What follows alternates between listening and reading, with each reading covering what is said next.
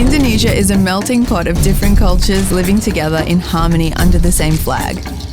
This week, I decided to delve deep into Indonesia's religious practices with my insider, Jamal.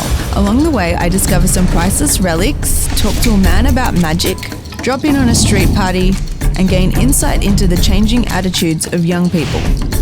This is Spirituality in Indonesia.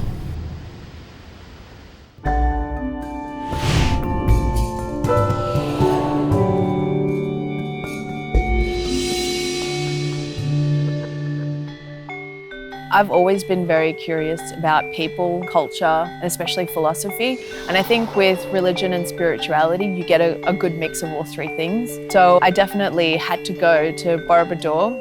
It was breathtaking walking up there and standing there with Jamal, watching the sunrise. I can see why they built the monument there, because they knew that it was going to look phenomenal.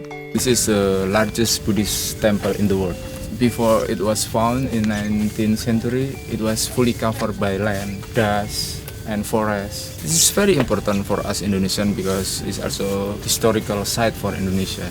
After Borobudur, we set off to Prambanan, which is the largest Hindu temple in the southern hemisphere. When we got there, there were a lot of local tourists, so they were taking a lot of photos, and when they saw us, they wanted to take a lot of photos with us. So I felt like a bit of a monument as well.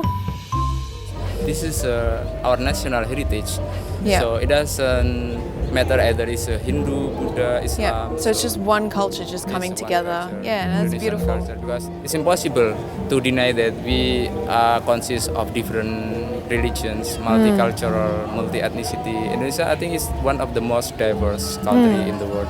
Yeah. Nikki, Jo, Hello. Jangklo. I'd never done anything like this. We were going to go visit a white magic doctor. His name's Romo, and he's been practicing this all his life. Ilmu hitam dan ilmu putih. Hitam itu, ya hitam itu jelas kotor. Kalau ilmu putih cukup untuk kehendak yang maha kuasa, untuk nolong orang, untuk kebaikan saja. Bedanya kalau saya menembah dengan yang widi atau Tuhan yang Maha Esa, itu cukup gini. Masuk. Terus kalau agama kan mana tuntunannya agama. After we sat down, we got to know each other a bit more. He started to take a peek into my life, and he was telling me that he knew where I lived. And I didn't believe him. So I said, what do you mean?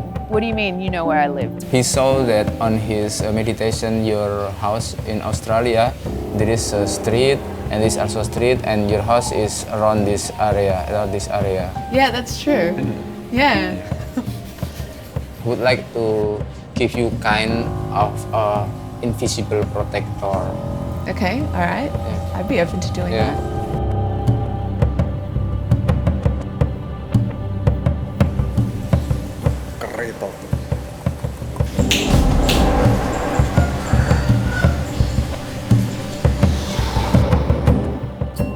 At first, I was skeptical, but then after you did what you did, I do feel a sense of peace and also a sense of confidence. After we finished up with the white magic healer, we had a bit of a wander, and we just sort of happened upon a cultural dance session.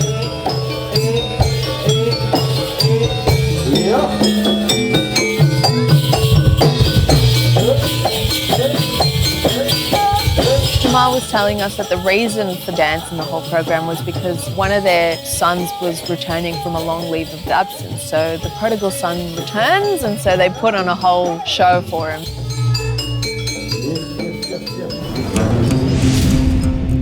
By far, the biggest religion in Indonesia is Islam. Over 87% of Indonesia's population are Muslim. That's a whopping 225 million people. I wanted to learn more about how young people were engaging with Islam, so I met up with a local guy named Kevin to gain some insight. Back in the old days, where you got directed by your parents, but nowadays you have the freedom to see and search by yourself. Me, myself, I'm a bit struggling with what I have. I respect the religion, but I don't do the practice anymore. But because I'm born with this religion, And then being born in the Asian countries where you have to respect what your parents want to have. It's kind of hard decision for me if I want to break out from what I have at the moment. Some people understand, of course, because I believe I'm not the only one who's having this crisis. This is my own life.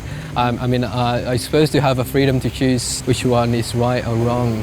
I think it's definitely important for travellers to come to Indonesia to really see how communities can form with one culture and many religions also playing a part. I think the culture is what brings all the different variables together.